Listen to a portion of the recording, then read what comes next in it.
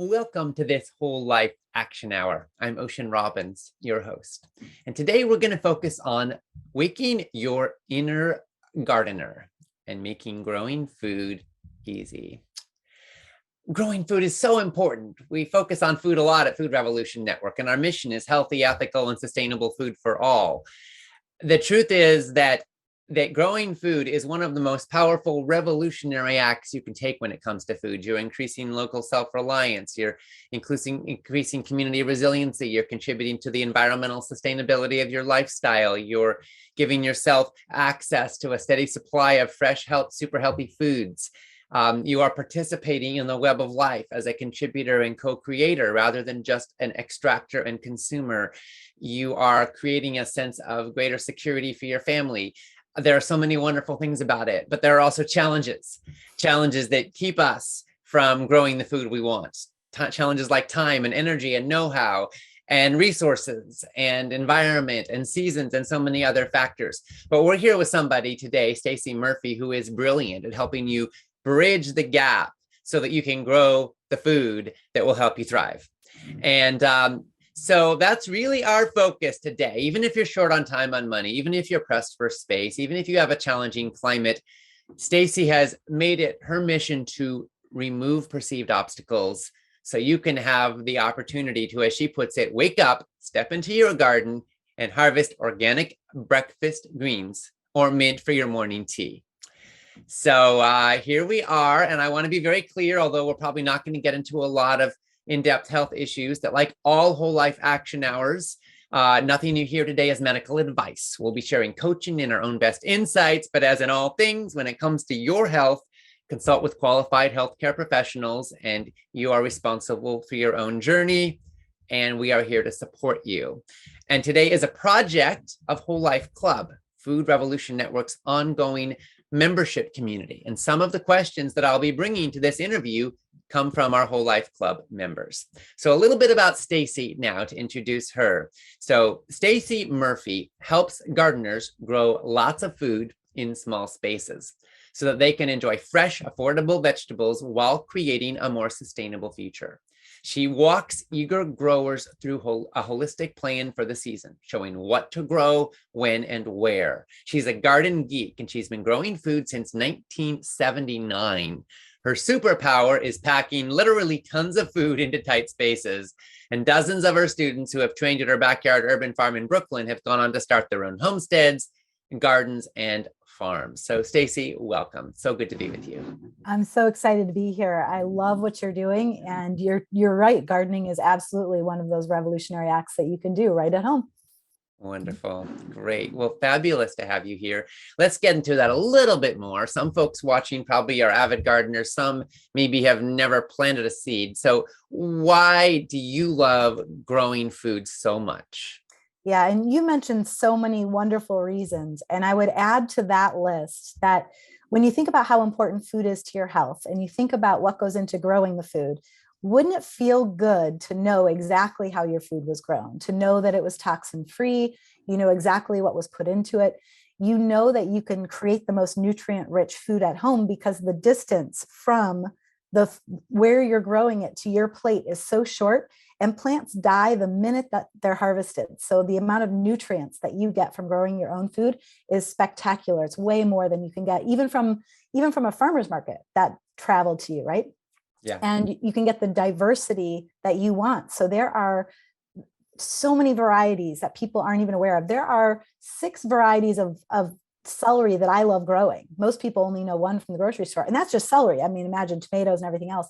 So these unique flavors linked to your cultural heritage. Sometimes people grow food because it links them to their cultural traditions, and they can only grow those things at home. And then there's just this curiosity and wonder of life, you know, this wonderful magical unfolding when a seed pops through the earth and you think, that is magic. And I get to participate in that. So being outside and being active and communicating with plants is probably my favorite reason to garden. Oh, beautiful. Thank you for that. You know, worldwide, most people are gardeners. You know, the majority of the world's food doesn't come from 20,000 acre mega agribusiness farms. Most of the world's actual food calories come from small scale farmers, backyard gardeners, people growing their little plots. And there are billions of people gardening around the world. And for a lot of people, it's not just a hobby, it's a central part of their food security. But in the industrialized world, most of us think we're too busy for that. And we want the farmers to do all that hard labor work so we can do our more important jobs. But I think we lose something of our essence, of our connection to land and place, of our sense of relationship to the web of life, and of our recognition of the preciousness of food. I mean, when you've grown food, you don't take it for granted in quite the same way, do you? Right. Completely. And I've had this experience with hundreds of thousands of students all around the world, people who the first time they grow food and they see the unfolding from that seed to something that's a little larger, to something that they eat, and they put it in their mouth and they taste that flavor, it's unlike anything they've ever had before, because they understand the cycle that went into it.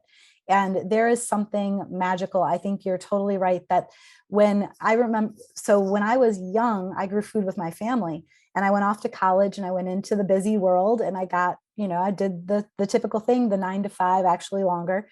And I thought I lost that connection to food, but I didn't even realize it until I went to the farmer's market and tasted a carrot that had soil on it.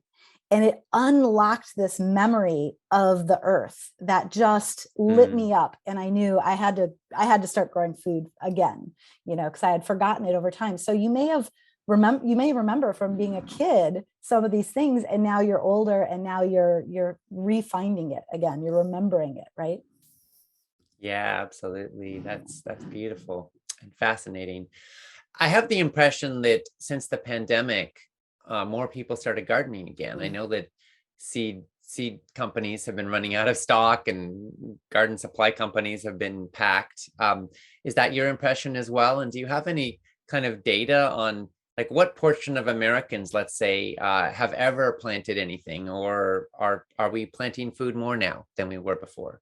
Yeah, I would say for sure there has been an increase since the pandemic, just based on how many people are showing up to online classes, memberships, events, the number of questions, beginner questions that are coming in. I would absolutely say we're seeing a surge. The seeds that are going out of stock. The National Gardening Association, the latest data that they have, I believe, says 1 in 3 people are gardening. However, that doesn't necessarily mean that they're growing all their own food. It might mean that they're growing something small. So Sure. it's hard to say what portion of their food they're growing, but 1 in 3 is pretty significant if you ask me. That shocked me. I thought, really? Is that true? Yeah, that's fabulous. Yeah. So what are the biggest barriers that people face in your experience to growing food? Yeah, I mean, the first barrier that everybody faces is that, like anything, there's a learning curve. And with gardening, there is a steep learning curve as a beginner. And it can throw you off because you really want that harvest. You really want to taste the food. And so when you see the steep learning curve, you're like, do I have to be a biologist? Do I have to be a physicist? Do I have to be a hydrologist? What do I need to know to grow food? It seems like I need to know everything just in this first year to get started. And so that is a big barrier for people, just the know-how of getting started. And we get in the way of ourselves sometimes, where we overcomplicate that. So there are definitely ways around that. And of course, learning from people who've gone before you. And then what happens, the next barrier is really interesting, I think, is the people who give up. Yeah. Because something didn't go the way they hoped. And so then, wow, do I have to wait a couple more months? Do I have to wait another year? And then they think, wow, was this all worth it? And what's interesting is the amount of know-how and the amount of effort that you put into your first year. That second year is so much easier, but you don't understand that until you start that second year. So sometimes second year gardeners won't even get started because they remember how frustrating the first year was. And then it's way easier. And so sometimes that Yeah. happens. And the other experience barrier I would see is, I call it the abundance problem, which is that nature is so prosperous, is so abundant, is so diverse, and your garden will explode with life in the middle of the season. And as a beginner, that gets a little bit unwieldy, but even as an experienced gardener, what happens sometimes is we plant more than the previous year. Every year we kind of stretch our imagination of what's possible. And then the garden keeps exploding and exploding. And the amount of critters that come, the amount of plants that you harvest, the amount of plants that you're pruning, it's an abundance. It's ever unfolding abundance of nature. And we get a little bit nervous of like, oh my gosh, can I just take a breath for a minute? Will nature just slow down for just a second? And it's actually a great problem because nature is so abundant that she oftentimes is much more forgiving than we realize. So I see people give up when they hit that point or they back off. And it's fine to back off and say, you know what, I planted a little bit too much. Next year I'm going to plant a little bit less. It's a good problem to have, but it can still be a problem. I also think that often pests are a pretty big issue that people encounter, whether it's deer or rabbits or gophers or aphids or little bugs. Some of those you need to address with creating some barriers. And so that's why the first year can be uniquely challenging in some settings, because you have to create some infrastructure. Obviously, this depends on your location. People in a city are unlikely to have a lot of deer, but in other locations there you could have a lot of them, and all it takes is one going, that lettuce was good, and the next morning it's all gone. So any key thoughts on how to think about that? Yeah, that's a really great question. And also I would say related to that as well is sometimes we don't have access to land and we don't have access to great soil, right? And so our climate can be that barrier for us, understanding the climate. But what I love about what you said is that first year, you just never know what you're going to get. And we can look at that and say, oh man, we just don't know what we're going to get. But we can also look at it and say, man, we don't know what we're going to get the first year, and open the doors to the party and treat it as a bit of an experiment. And first of all, getting some knowledge from local gardeners around what is active in that area. And so I would say the mindset around that would be get a little bit of resource around what you could encounter. And the second thing is an openness and willingness to play with nature and a curiosity to say, okay, we're opening the doors. Let's see what happens. And you can't safeguard against every possible thing that could ever happen, right? There could be a pestilence from the sky, but you do your best, right, to prepare. And and sometimes bugs help themselves to some. And I remember I used to have the thinking that maybe that an apple that had a worm in it, like, well, the worms know organic best, like the worms know best what a good apple is. And and there are certain fruits that don't get eaten until they're ripe. So maybe that's a good indication that you should have harvested a little sooner before the Blue Jays got it. Very good point. Very good point. So now let's talk a little bit about some of the questions that have come in from our Whole Life Club community members. Penelope said, here in Southern California, I have 7 bins all ready for plants and seed rotation. This is to control the rabbits, rats, gophers, and squirrels from eating my share. What are the best veggies to plant? I love this. And after us just talking about barriers. So I love that she protected her area, knowing that they were there. And what you said earlier about creating those barriers, I think it's important to know yourself and to know, I'm going to be devastated if anything eats this food, so I'm going to protect it. Or if you're the kind of person who says, I'm okay with whatever happens, let's just see. You have to know yourself. So I'm really appreciative that she knows herself, and she'd be devastated if those things ate her food, so she protected it. And what's lucky about Lower California, Southern California, is you really can grow almost anything. It is a fabulous place, but I will say this, every climate is unique. And so what I would recommend anybody doing, no matter where they live, is go back and look at the climate data for the year. And I know that things change and weather from year to year changes, and we have climate trends that are unpredictable these days. But one of the things you can best do is look at your data of the year, your temperatures, your highs, your lows, so you can understand for yourself which plants are going to thrive based on those temperatures. In Southern California, you're doing so well because you can grow mostly through the winter without even really covering your food. You can grow greens throughout the winter. And even what's beautiful about Southern California is that we get a lot of heat. Some of it is kind of desertish, right, and dry. So there are things in the middle of the summer, and this is important for people to know about any climate. If you have a hot, dry spell, you've got to know for yourself, do you want to be somebody who grows in that zone and creates a little ecosystem and a microclimate to make it possible to grow? Or do you want to just forget about that part of the season? And so in Southern California, I actually take the hottest part of the year off because I enjoy growing all the greens through the winter time. I enjoy planting my peppers kind of late in the season, and they actually grow all the way into the winter season. Mm-hmm. So what's beautiful, and I just want to make this appropriate for anybody listening, is to look at those temperatures throughout the year, the typical highs, the typical lows, see what will grow. And in Southern California, you can pretty much do anything you want. And it will grow. You might have to add a little bit of shade cloth in the really hot, and you might have to add a little bit of a blanket in the winter if it gets too cold. But for the most part, the winter will be perfect. Oh, thank you. Yeah. Thomas said, "Hi, Stacey. My question is growing tomatoes from seed. Mm-hmm. I have great success with the seeds germinating, but then they grow thin and spindly instead of making a reasonable stem, and they die in the pots before I can transfer them to the garden. I'm sprouting them in Miracle-Gro potting soil and keep them well hydrated.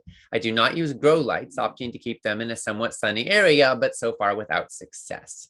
My pepper plants seem to be doing fine. My bok choy are also long and spindly, and I doubt they will be a success. Any advice?" Yes. So this is something that comes up with a lot of beginners, is trying to stretch the boundary of what's possible without really knowing that that's what they're doing because they might not have the experience yet. And so when you're growing little baby seedlings, I want everybody to think about this for just a minute. You're growing this little baby seedling, and that stem, this is photosynthesis, is basically converting sunlight and carbon dioxide. It's sending those sugars down the stem into the roots, and the roots are basically picking up nutrients and water from the soil, or in this case, non-soil structure, and pulling those things back into the plant, the water, the whatever it needs. And so think about the long term of a plant that has a spindly, let's say it's this tall, the amount of distance the nutrients and water have to go. This plant is so healthy, it's thriving, it's pumping nutrients and water really easily. The skinnier that stem gets and the longer it gets, the harder that plant has to work. And guess what? It becomes susceptible to diseases and pests and all kinds of things because it's not as healthy. The same way that we become susceptible to diseases when our organs, or we get clots in our arteries or whatever. It's kind of a similar thing. So if you think about it that way, and you understand that you don't want that spindly, and it sounds like he understands, he doesn't want the spindly to happen, my recommendation would be to get a grow lamp.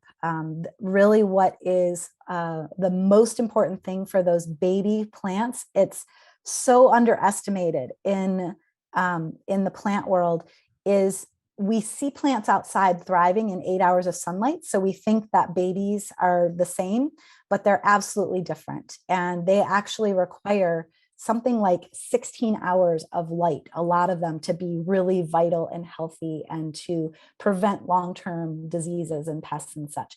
So I would recommend getting that light. I know it's an investment. I consider it an investment for years to come, and you'll have that light available. It's going to last you a while. So the spindly is always the light. It's always the light. Got it. Thank you. Linda said, "I live on the Monterey Peninsula in California. Our soil is sandy. We don't see much rain. And when it does rain, the water drains right through the sandy soil. What sustainable foods are best for me to try to grow in this area of the world?" This is a great question. And I would say this too, that so this has two parts to it. What I appreciate about this question is that she's noticing what's going on with her soil. And that's so important. It's your foundation for the plants. And so she's recognizing, here's what's happening. and I want to work with the soil instead of working against it. And so I appreciate that about the question. So first I want to address the soil question, because I think there's a lot of people who could benefit from this. So one of the mistakes that people make is that they underestimate the power of soil. And in that process, they underestimate the power of compost in the soil, of all the microbial life in the soil. So what's happening in sand is that sand particles are big compared to clay particles, which are tiny. And so what's happening with sand is water is just draining right through that. And we all know from being at the beach that water drains through sand. And a lot of us know from having clay sand or clay soil at some point that those clay particles, they pack together really, really tight, and they don't allow water to even pass through. So that's what's going on for her. So compost is the magic sauce for either clay or sand. What's incredible about compost is it will help the water retention of the soil no matter what. So my first recommendation would be to go out and get a couple inches, when I say a couple inches, 2 to 3 inches of compost, and lay it across all the beds. And what that will do is it will soak up moisture, or mulching materials and dropping it in place, plants that will hold moisture and release it slowly. So you can do a lot for your water retention. So I would first be tackling this from a soil perspective. And in terms of the plants, I love that she's asking what is the most sustainable. And some of the most sustainable plants, when you think about it, the easiest plants, a lot of them are the greens. What's amazing is they're also the superfoods. They are easy to grow. They require some water, but they're a little bit forgiving as well. And I'm taking into account her climate a bit here, but I would say for almost everybody that these plants are amazing for any garden, because they require the least amount of water, the least amount of care in order to get some food. So I would recommend starting with greens. And then when you think about some other plants that I would say would be really sustainable for a lot of gardens, would be the plants that produce a lot of fruit off of one plant, and that also don't get a lot of pests and diseases. Now, everybody loves tomatoes, and there's a lot of tomatoes that grow off of a single plant, so they can be very, very sustainable for the amount of food that you're growing.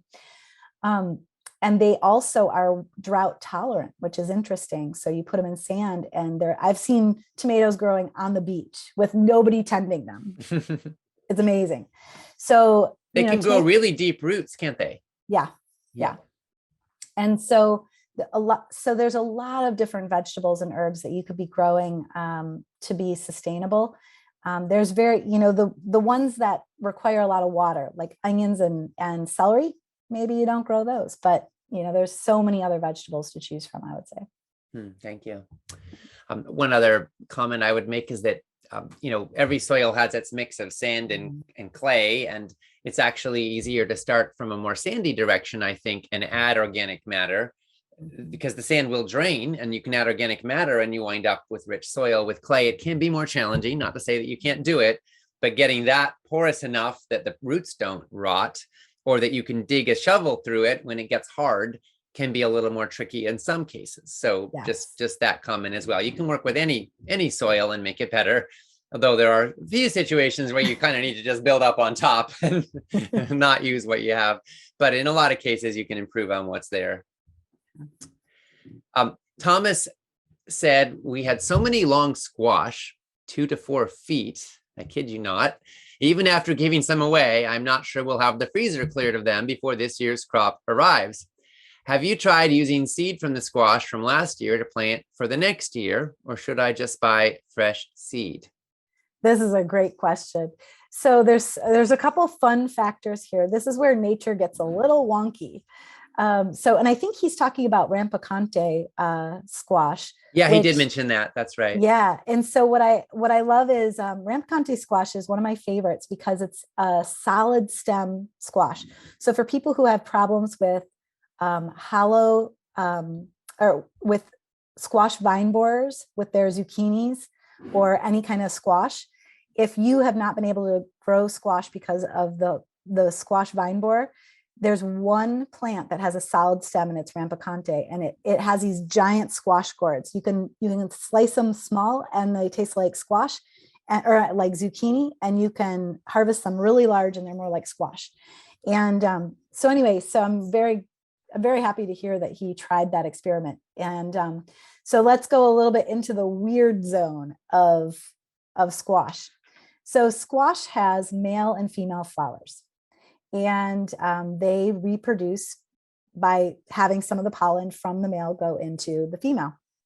And so your squash may have pollinated with other things. How do you know what it pollinated with? And so the first question you got to ask is this seed an heirloom seed, which means that it has been true to generation. So an heirloom seed has been passed down from generation to generation. It has not been tweaked. It has not been hybridized. It has not been mixed or mated or matched in any way. And so if it's an heirloom seed and you know that you have not grown any squash within, I would say, 100 yards, it's quite possible that that seed will be true to form and you could reuse it. So nature is so fun and wild, right? How it reproduces. So not all plants are like that, but squash is one of those. And you just sometimes, if you have a bunch of different squash plants and even some cucumber plants, because they're the same family, and you go to take the seeds and replant them the next year, you just never know what you're going to get. And that's how hybridization happens. That's how people test things out too.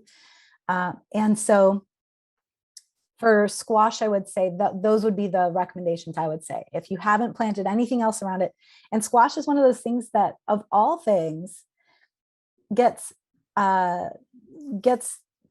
with ants. And so oftentimes we look at ants and we're like, oh, what a pain in the butt those ants are. But ants are your best friend when it comes to squash and cucumbers. So that's what's pollinating your plants. So if you have something nearby, those ants are going to make the connection somehow. So ants can actually be good in this case. Yep. Ants are your friend for this. Interesting. Okay, cool. Yeah. Neil said, what are the easiest ways to check if the soil is balanced nutrient-wise? Any suggestions on the best soil amendments or fertilizer products, and which insects are helpful to a garden and which are not? This is awesome. Again, one of the biggest mistakes people make is underestimating the soil. So when somebody's asking soil questions, I get really excited. This is the number one thing you can do if you're getting started, is get your soil right, and it'll make your life so much easier. If you set up that right ecosystem, everything's humming along, the plants get the nutrients they need, the life in the soil is good, and you find that you have to work less in order for your plants to thrive. So this is so, so critical. And so the one thing I would say is, if you can do quite a lot by adding all the right fertilizers at the start of a season without testing. However, there are some people who really want to know. They really want to know what exactly is in my soil and what would be recommended by a soil scientist for this soil. And one of the reasons that's important is when we were growing in Brooklyn, a lot of the city soil has lead in it because of leaded paints and leaded gasoline from the past. And so it's important to understand with your soil that there are remnants of the environment in your soil for years and years and years. And so if you're living in a place where you're nervous about any toxins that might be in the soil, it's a good idea to get heavy metals tested. That would be the number one test I would do if you're living in an urban area. But what's interesting is, even if you're out in the middle of nowhere, if you live downstream or down water from another place who is pouring, let's say, pesticides, herbicides onto a farm, and you're downhill from that, that can be just as bad, right? A soil test won't be able to tell you if you have herbicide and pesticide issues, unfortunately, but a soil test can tell you if you've got heavy metals. It will also tell you how much of all the nutrients you have: your manganese, your magnesium, your calcium, your boron, all the important stuff, your nitrogen, phosphorus, potassium. And also your organic matter amount, which is your compost, which is your life in the soil. So they can actually quantify how much life is in the soil. So a test is great if you're somebody who really wants to get nerdy and get into the details, or you're concerned. On the other hand, if you're a beginning gardener and you're like, okay, I just want to do the best possible thing, I'm not really sure what's in my soil, there are a couple of things that will help immensely. The first is a couple inches of compost, good quality compost. If you can know where it came from, just like your food, just like your food, compost is made by so many people in so many different ways. And it's the best. What the best for you is to know that it was made using organic practices. So if you can find a farm that has some compost, a couple of inches of compost across your entire bed, not just where the plants are, I would go for the entire bed, really build up that life. And the second thing that I would add is worm poop. Worm poop is so phenomenal. They've done tests which show that if you grow baby seedlings, they did this with tomato seedlings, which are very susceptible to disease. They grew baby seedlings in different amounts of worm poop. And they found, and worm poop and soil and, growing medium. And they found that there is a sweet spot of 10% for babies, just for babies, 10% worm poop, and your plants are less susceptible to disease and they're healthier, which is amazing. So that means that if we put it in the garden bed, just as good. So I like to put a couple of handfuls of worm poop around where the plants are planted so that all the bacteria, the wonderful bacteria that's in that worm poop, can drain into the soil right around the root structures. And then the third thing I would recommend would be some kind of rock dust. So rock dust, it comes from lava, it comes from volcanic eruptions and from glacial movement. And it pushes all these minerals around. And in terms of the volcano, you think about all the minerals that are coming up from the center of the earth, and then the glacier is pushing out all these minerals around. So when you take that rock dust and you spread a couple of sprinkles across your entire garden, it can be enormously beneficial to get you all those micronutrients you need without necessarily getting the test. So depending on which way you want to go, if you want to go nerdy and get the test, it's a lot of fun to like dial things in. But there's a lot of things you can test at home. You can test your pH at home. You can test for basic nutrients like nitrogen, phosphorus, and calcium, and nitrogen, Potassium. phosphorus, potassium. Thank you. But for the most part, you're going to see when you measure those things that you just need more of it. If you measure it, it's usually like you just need more of it. Mm-hmm. Unless, of course, it was a cow pasture, in which case you might have an abundance. Yeah. One of the things that I also want to really encourage is home composting. Yes. It's amazing how powerful that can be to get nutrients in your soil and also take nutrients out of the landfill, which is pretty awesome too. But really your compost is actually like, it's like gold for plants. So getting any kind of compost, I mean, there's all kinds of different ways to do it. The most absolutely low tech way, they can get smelly, but if you've got some land, it's not necessarily a problem. It's literally to have a pile, that you just dump stuff in. And then after 6 months, you'd start a new pile. And then that 6 months later, the first pile is nice dirt. That's not ideal. There's much more ideal ways to get aeration and so forth. But I'm just saying that so beats sending it off to a landfill, Yes. And then there are lots more sophisticated ways with layering, with, straw and so forth, and leaves and aeration and tossing and all that. I'm sure you get into all that in your courses. But I just think that whatever you do, don't let your home kitchen scraps go to waste, because your garden will love them. Yeah. And it's part of how we replenish the earth, quite frankly. Mm-hmm. Yeah. And what's amazing is even if you don't have any animals that are going to dig them up, the even simpler way is to just go bury them. Go bury the food stuff. You can have like a trench, have a trench and just fill it in. Yeah. Yeah. Sure. And you're right. I feel like Americans were throwing away all the good stuff these days. It's crazy. Yeah. We have a couple questions about bugs, and Neil asked which insects are helpful to a garden and which are not. Josh asked what bugs should I be concerned about, and what about snails? Are they good or bad? This is a great question. So one of the things that the mistakes that I think that we make so often is focusing on what could go wrong versus what could go right. And so I totally understand, worrying about what you don't know, worrying about the uncertainties of what's going to show up and what could potentially eat your food. When you do switch the focus a bit and you say, okay, how could things be going really right? And you really do. So the first step really is soil. Underlying so much of this is when we get the ecosystem right, we underestimate the power of the ecosystem and the plants to thrive. Plants want to grow. They want to thrive. They will do anything to live.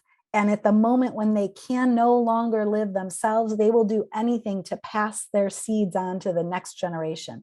So they are just like us. They're just growing and thriving. And so we sometimes underestimate their ability. And if we focus too much on the pest, we can sometimes forget about the plant. And if we put the attention back on the plant and say, okay, what does this plant want in this scenario? We might have a better outcome. However, I totally get the question about the pests as well. So that's the mindset I would start with, is what's going right in my garden? Because so often people will look at a pest and they will instantly think, or like an insect, and they'll instantly think that must be wrong. What's that doing on my plant? And especially in the case if somebody had seen ants in their cucumbers, and they would think, oh my gosh, I have an ant problem. I got to get rid of these ants. But the ants are what's pollinating the cucumbers. So it really is a process of watching. And one of the interesting things is that most of the beneficial insects, there are thousands of beneficial insects, and most of them you will never see. That's the interesting part. The beetles, the lacewings, there's so many beneficials that you just will never see. And I'd love to expand the idea of beneficials even out to birds. If you've got some greens that are growing caterpillars, the birds will actually, they can sense the frequency of those caterpillars, and they come down and they actually eat the caterpillar through the leaf. They'll put a little hole in your plant, but they'll pick off the caterpillar for you. So there's all these beneficial creatures that are out there for you. And so it's hard for me to say all of them because there's thousands and thousands. But I will say, he did specifically ask about snails. So let's just go there for a second. So some people will experience a couple snails in a wet season and they will never have a problem. It'll just be like a passing phase. And then other people will have these massive snail populations because they have a really moist climate and they keep a really moist ecosystem. Maybe they chop and drop a lot of mulch and there's a lot of things for snails to eat. So whenever I think about insects, I just like to do the observation around, okay, what is the purpose of this insect or this bug or this snail or this bird in the ecosystem? And if I want to switch or like rebalance the ecosystem, I look and say, okay, well, what is it that this snail wants? And I try to not give it that if I want it to exit my garden. So keeping things a little bit drier potentially in that part of the season. So for me, it's a really holistic perspective to say, we're creating an ecosystem here. We're playing with nature, which means that all of it's going to show up, which means paying attention to noticing, is it a problem or isn't it? Is it eating? And snails will leave a slimy trail. So you will know if they are the ones eating your bugs or not, because you will see slimy trails. Yeah. What about aphids? I've always found with the brassica plants, kale and collards especially, but really all of them, late in the season, they tend to get aphids. And, it doesn't actually ruin the plant, so to speak. They'll eat some of it, but there's aphids all over it. And I don't know about most folks, but I'd prefer my kale aphid free, and then you have to wash it, which can take a long time. And it's sort of annoying. And sometimes it's worse than annoying. The good thing is that, at the end of the season, you get a fresh start. As long as you harvest everything and clear it away, by the time the next season rolls around, there's no aphids, at least at the start. Yeah. I know ladybugs can be helpful. Some people even buy ladybugs at the store and let them loose in their garden and hope it helps. Any other thoughts about how to address that? Yeah, I have an unusual thought that I share with all my classes, which is a lot of times the aphid problems that I see are under harvesting. Uh-huh. So a lot of Yeah. times people are afraid to harvest because number one, they might not have had experience knowing how deep to harvest and is it okay to pull, how many leaves to pull off. And the second thing is they don't know how fast it's going to grow back. So they don't know how many to leave on the plant. And the third reason that they're just scared to do it is just in general, they're like, well, I'll just save it for later. I don't want to mess it up. I'll just let it do its thing. And so one of the things I've noticed with aphid issues is in the fall, they do get worse. There's a particular kind of aphid in the fall, which is a different kind, which goes right to the heart of the plant and can actually kill your plants. It's a very, just like you said, it's manageable, but it's kind of frustrating. So my recommendation is when you have your kale plants, anything that has leaves that are growing vertical on a stem, the more you harvest, those lower leaves are the ones that are how do I say this? They were produced earlier, and now the nutrients are going to the newer leaves, and you'll see the difference in color. So you want to harvest those leaves before they start to die off or before they start to sort of lose their nutrient value as well. And so I would recommend pulling off those lower leaves. And with a kale plant, depending on how big you want the leaves to be, when you leave them on the plant longer, the more leaves, the bigger they'll be. So my recommendation is, harvest down and remove that material so that the aphids have less of a space to get onto. So, right. And don't leave dying leaves rotting on the ground. Yeah. Gotcha. Yeah. Thank you. Bill asked, first he said, let me thank you for your wonderful way of inspiring people to grow, preserve, and prepare delicious food. He said, I know when starting out to suggest working with seedlings, he's actually asking when you use seed, where do you buy it from? And actually, Michael asked similarly, what factors to look for when selecting a seed supplier? Awesome. Yeah, this is so important. So a couple of the places that I have tended to go have been specific to where I've lived and people that I've worked with. So I've always loved Johnny's Seeds, which is on the East Coast and it's up in Maine. What's beneficial about all the seed companies that I'm about to share is that there is a safe seed pledge. And I would recommend looking for a seed manufacturer that has signed the safe seed pledge, which means that they have opted to not include any genetically modified seeds. And so then you know that anything that you buy there is not genetically modified, if that's something that's important to you, which I know for your audience is probably something that they're thinking about. And then the next thing is that in different parts of the world, there's cultural traditions and heirlooms and all these different things. And so you might buy seeds for different reasons. You might want a seed that's going to produce the same thing every time. And you might want to buy an heirloom seed where you're going to get a little bit of unknown in there. Even though it's supposed to be the same as every plant before, it's got a certain quality to it where throughout the season, you might get small tomatoes, you might get large tomatoes, but they're going to be that type. But there's a little bit of variance. So, and then there's other reasons why you might pick a seed manufacturer, which is, are they focused on organic only? And so with seeds, it's interesting that when you dive in there a little bit, there are organic seeds that have come from organic practice plants, but there's all these questions in the plant world, which is similar to food world, which is, how far do you have to go back to say my food is organic? What are all the different pieces of the puzzle? So I would say for each person, they have to make that decision. Do I want to buy and support organic farmers and organic growers and buy organic seeds? Am I okay with a hybrid or not? And so both of those still fall within the safe seed pledge, and you won't get a GMO.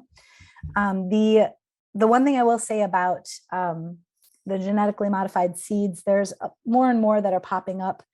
And, if you're looking for beets or squash, corn, of course, but for the most part, you're never going to see a genetically modified corn at a gardener store. You're only going to see that at like a farmer seed store. Yeah. But you just never know, right? So you got to take the steps to look. And so there's a couple of plants that are starting to have genetically modified variants. And so you need to take a look to see if they sign the safe seed pledge. That should help narrow Got down. it. Thank you. Yeah. And then we also have a question from Michael, which kind of connects to what we were talking about earlier. He asked how to safely prevent unwanted bugs and other pests without using harsh or toxic chemicals. And what I'll say specifically to add to that is, are there any instances where you think insecticidal soaps or other kinds of compounds may be beneficial, whether it's on fruit trees or on garden plants? Awesome. And I realized just from that previous question too, I didn't mention there was a couple other seed places that I would recommend. So Johnny's, Baker's Creek, Hudson Valley. What's the name of that place? Hudson Valley Seed Library has a lot of heirlooms. So True Seeds in North Carolina, and then Seeds for Generations is like a family-run heirloom business. So those are places that we've used, and just wanted to make sure I put that in there because there's a couple of great spots there for people to check out. Terrific. Thank you. Yeah. So with food, and which ones sometimes need a little extra help. It's true. We can do everything with soil. Sometimes pests and disease issues are a watering issue too. The right amount of water, either too much or too little. Powdery mildew is one of those diseases that is pretty rampant. So, but sometimes there are some things where we need to do something other than focus on the soil and focus on the watering. And so for me, one of the sprays that I love most is neem. Neem oil is one of those things that is so protective for so many different kinds of plants. And it's got like antibacterial, antifungal qualities to it. It's really powerful for almost every scenario. So a lot of people use it for trees. And I know that people who grow a lot of fruit trees, there are organic clay powders, which are, there's clay, how do I say this? I always mess up the name. Clayolin, I always mess it up. But it's a clay that you can spray on to plants. Some people use it for early zucchini to keep the squash vine borer off. Farmers will dunk their baby plants in this to coat it and then plant them as a way to prevent the squash vine borer. And people will spray this on their fruit trees because the insects don't really like to bite through it, or we're not really sure what the rationale is, but it keeps them away. So there are some protective measures that I think are beneficial for sure. I tend to go as far towards the no spray as possible. But if you have an infestation, one of your best lines of defense is water in terms of washing it off. It's a kind of a pain in the butt when you get there to really spray down your plants and rub all the aphids off or whatever's there. But there's also all kinds of homemade mixes that you can add to your spray, where you can use a little bit of oil that will coat the leaves, which can help to, it also helps to coat the insects, which will essentially make them, they can't breathe any longer if they're coated. So, and cayenne kind of sprays and these sorts of things, they're effective to a certain degree, but you have to keep spraying them oftentimes. So there are some cases where if you have an infestation, you might want to go that route. Yeah, got it. Thank you. Yeah. Michael also asked one more question. What's the optimal combination of foods to grow to maximize the full spectrum of nutrients needed? In other words, if you want to get all your nutrients from one garden, what are the best foods to grow in that garden? Well, I guess the way to go with this is to think about superfoods. The first thing I'd say is when you think about what you eat on a daily basis, think about this for a minute. Think about the things you eat to receive your fully balanced nutrition. Could you grow all that in your garden? So if you're growing rice, or if you're eating rice or any cereals or any of those things, you're probably not going to grow them at home. And so you got to take a look. And there's also things which might take up a whole lot of space, right? If you wanted to have your homegrown corn, takes up quite a bit of space versus somebody who's got a tiny, tiny garden. So when you're trying to optimize all these things, my best guess would be to go towards superfoods, which would deliver the most bang for your buck. And the easiest superfoods to grow would be all of the greens, any greens, basically leafy greens, and they're some of the easiest to grow.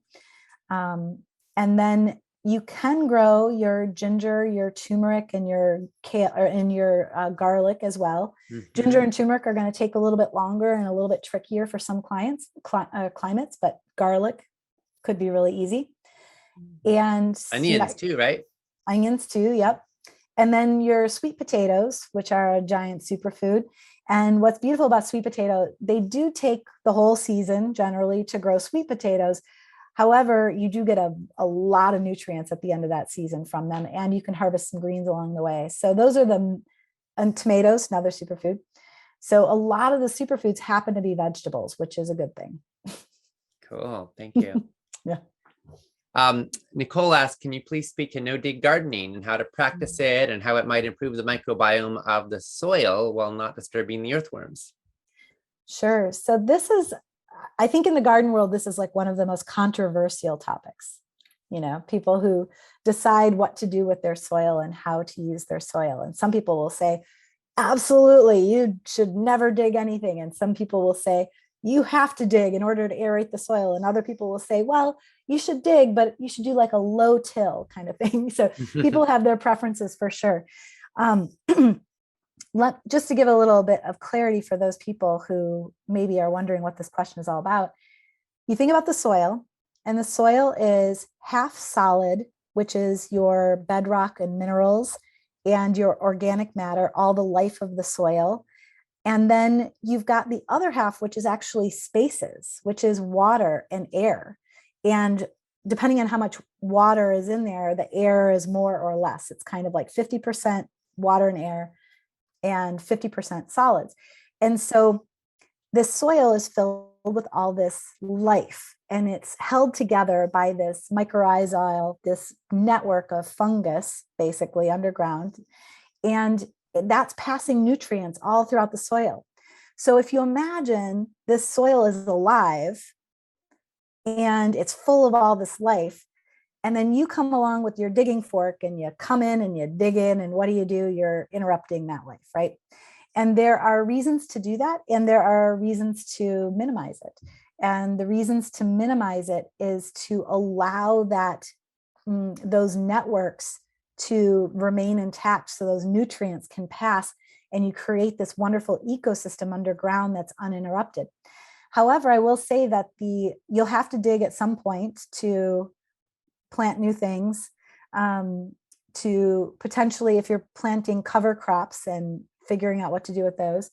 But you'll also, over time, you'll notice that your soil will compact a bit.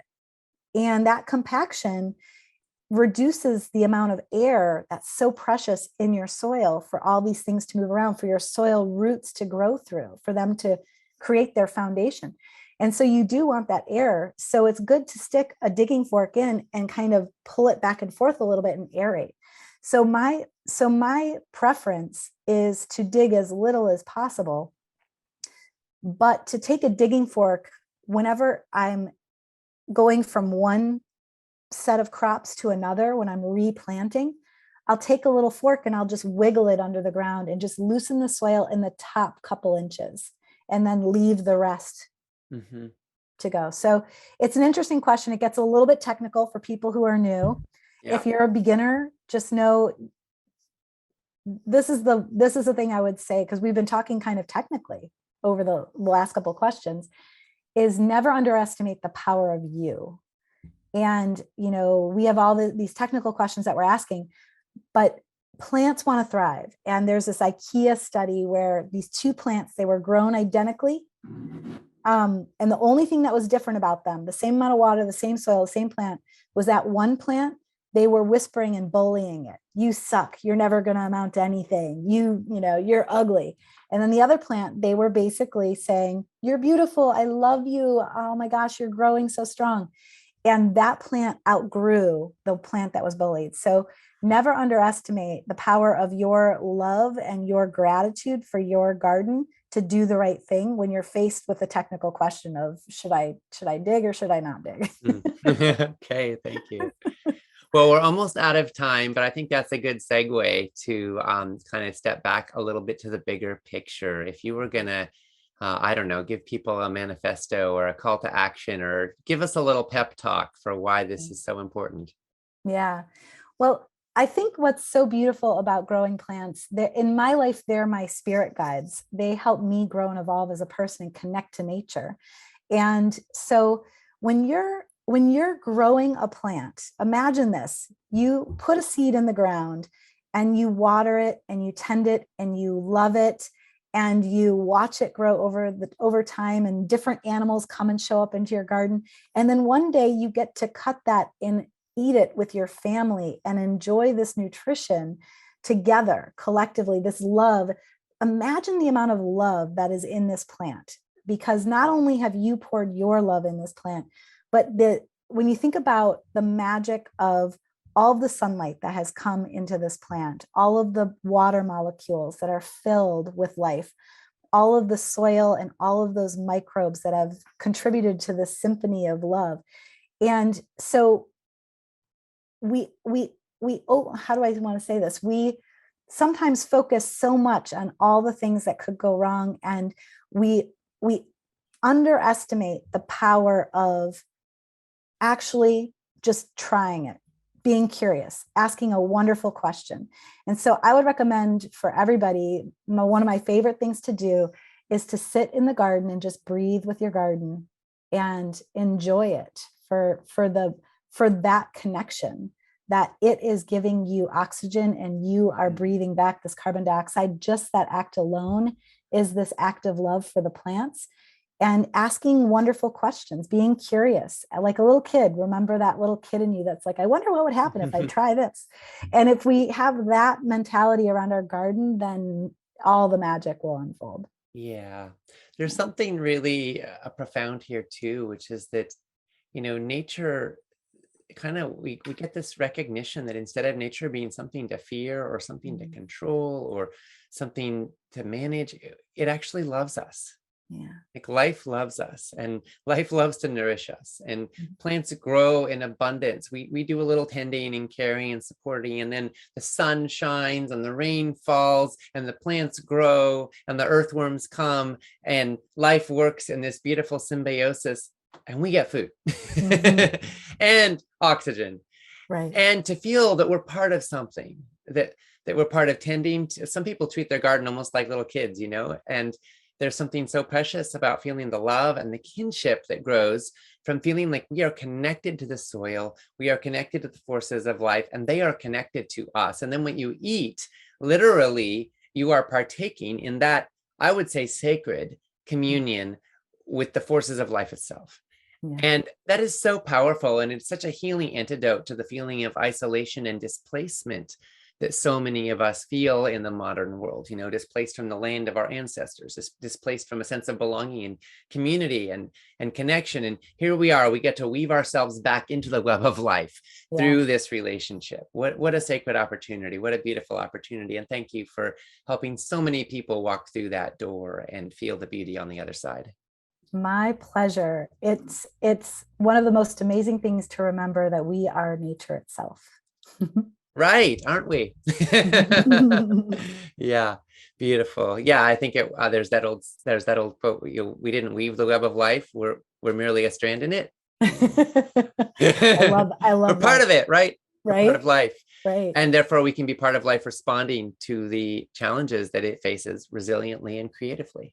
Yeah, every garden that is planted is helping the earth its resilience, its regenerative properties. We worry so much about the planet as a whole. And as a garden, a little microcosm, we get to be a part of that solution. It's so amazing. Yeah, beautiful. Stacey, thank you so much for your work and for your wisdom and for your seeds that you've planted in all of our hearts today. It's been a pleasure sharing this time with you. And everybody who is with us today, thank you for joining us for this Whole Life Action Hour. And we wish you lots of good gardening. When it comes to cancer, Alzheimer's, diabetes, heart disease, and other chronic illness, what really matters isn't how many books you read, how many webinars you attend, or how much you know. What really matters at the end of the day is what you eat and how you live. The science has given us what we need to know. Now it's time for action. It's time to implement and optimize your healthy lifestyle. It's time to get results. It's time to say goodbye to confusion and hello to clarity. It's time to say goodbye to bad habits and hello to good ones. It's time to fall in love with foods that love you back. It's time to join a community that will support you in achieving your goals. It's time for Whole Life Club.